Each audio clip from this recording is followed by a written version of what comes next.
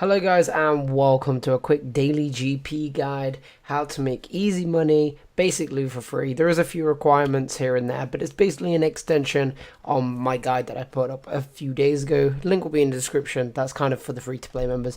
But the first one will be the feather shops. You can buy up to 11k feathers every single day, making you 410k every day in a mere 2 to 5 minutes, depending on some items if you have to help you teleport. Next will be the Flasks, which will need 89 crafted, 81 mining, and Plague's End completed to get the crystal ones, but it's mainly the potion flasks you want to get because they are a lot more expensive. And last but not least, we have the rune shops. Requirements would be 66 magic, lunar diplomacy, the abyss mini quest, and additionally you can do monkey madness and the rogue trader mini quest, but those shops will not be presented in this video just because they're either annoying to complete or the shop is annoying to get to. So we're going to quickly show you off with the feathers. First store is going to be Hank. He's based in Lumbridge. To take the Lumbridge lodestone, run northwest and boom, buy your first 1k feathers. Second, I will head to Menafos and go to the lodestone and go straight south towards Mina, trade Mina, buy your 1k feathers, and we'll be moving over to the Shanty Pass. So again, another easy way, just go to the Alcred lodestone, take the lodestone and walk all the way south towards the Shanty Pass and trade Shanty. Buy your 1k feathers, and now we'll be moving over to Port Sarim, and this one is right next to the lodestone. You just trade him, Jaren, and buy your 1k feathers. Really simple. Right, if you have the lodestones unlocked, it makes it a lot easier. And next we're going to be going to Ava's Odds and Ends trade shop. So go to Draenor Village, go up to the Draenor Manor and open up their secret candle sconce passage thing and buy feathers from her. You will need to have completed animal magnetism, as I said in the requirements, to do that shop. And next we'll be going to Uglog, trading fraud for our next 1k feathers. These are really good money because they only cost 6 GP from stores and sell on the Grand Exchange for upwards of 45 all the way up to 50 GP each. So you're going to be making at least 400k every single day just from buying your daily feathers. Next we're going to go to the fishing guild. You're going to need I can't remember, it was like something fishing, 68 fishing, something like that. Anyway, go into the fishing guild and trade Rochi, buy 1k feathers there. Next we're going to move over to etc and miscellanea. There's two stores on either side in both kingdoms. You will need to have completed Fremennik trials, and also I do recommend you've completed Royal Trouble and Kingdom of Miscellanea. Good, so we can access something else for money later on. But both the stores are just in the courtyard for both of the kingdoms. Buy from the shops and head over to the Fremennik area. One of the last shops is over there. Boom, there's 10k feathers, but if you've also completed Charlotte Village, you'll be able to use your Slayer cape. Is a really easy way to teleport there. If you do have 99 Slayer, I do recommend going to this shop because it is literally teleport to Lapalock, go down the stairs, and there's another 1k feathers. It is a little bit of an awkward shop if you don't have 99 Slayer, so if you don't, that's fine, you'll still make over 400k. If you do have access to the shop, you'll be pushing 450k plus every single day from that. So we're going to go ahead and bank those feathers now because two of the rune shops are in the wilderness, so we will make sure we have everything in the bank. So the first one will be the Mage of Zamarok, just north of Edgeville. Trade him, buy your 1k runes, and head back to the bank. You will be going back into the wilderness, so you will want to make sure you bank your runes, and then head towards the Lever, which is just south of the bank, and go towards the Mage Arena. Again, please do not take stuff into the wilderness. I can't condone you dying and losing all of your hard-earned money. So yeah, please bank your shit. And then head over to the Mage Arena, and we will be doing this because there is Lundale in here. There isn't any requirements to use this shop, so you can just go in here and buy the runes. Do buy the cosmics as well because you do get profit from those. And yeah, also we'll be buying bloods from other stores, but this is the only shop that sells cosmic runes. It only sells 100, but you will be gaining about 80 GP profit per rune if you do buy them. If you don't have the cash stack to also buy, 23k, it's like a tiny amount. You just do one run, you've got your profit to buy anyway. But the next store is the Mage Guild. You will need 66 magic. Head over, buy runes, and then we'll be moving over to Port Sarim again.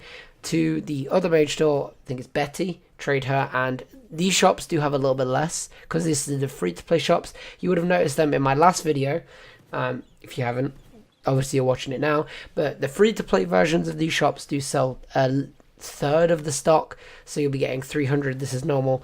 And next shop is in the Void's Night Outpost. Go ahead and trade the guard. This is a 1k shop because it's members. And then we will be heading towards the Varrock one as well. The Varrock one and the next one, the Birth Up, do offer some free runes as well. So if you are literally fresh starting out, you can grab these runes, put them on the GE, and then start buying runes and selling them, and then eventually you'll be able to buy out the whole stock.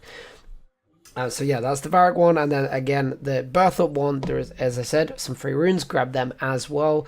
You might as well grab some free GP while you're there, buy your runes, and that's mainly all of the rune shops done. I did miss one, like I forgot to do Baba Yaga's shop in the Lunar Isle, but I do cover it in the recording later on because I'm like, oh crap, I completely forgot. It happens.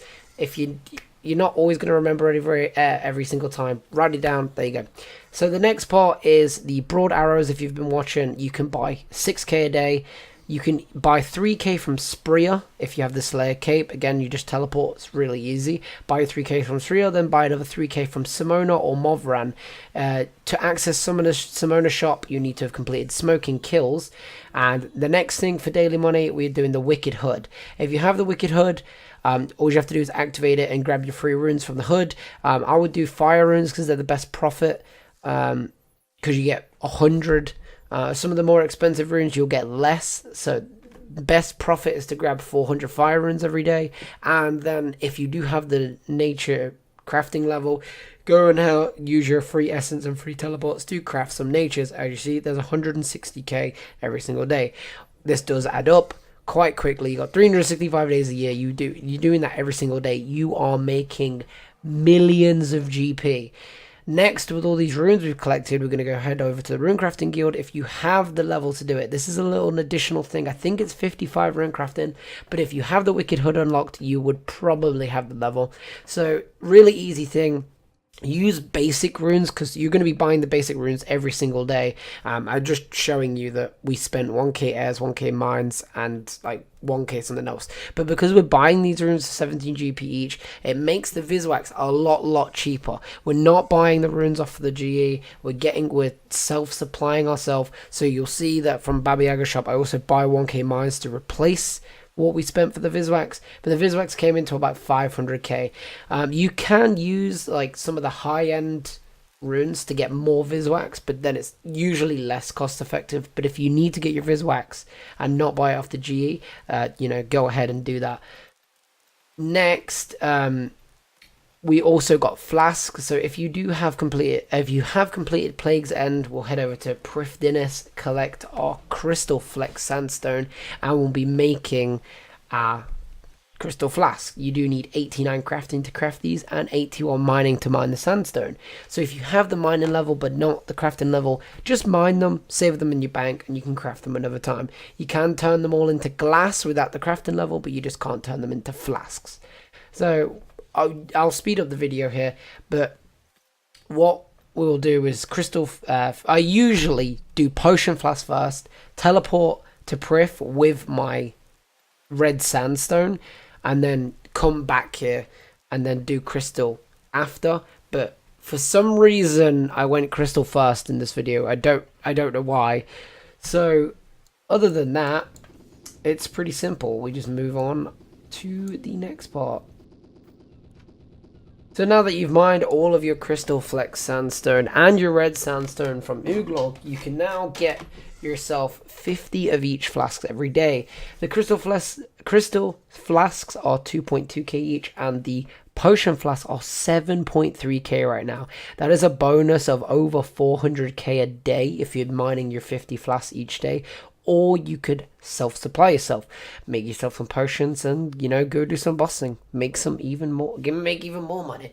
But altogether, we have made over 3.4 mil just from this daily stuff, minus just under 1 mil cost for everything. You're making over 2 mil a day. That comes into nearly 900 mil a year, or pays for your membership and then some. Thanks for watching. Solhex out. Oop.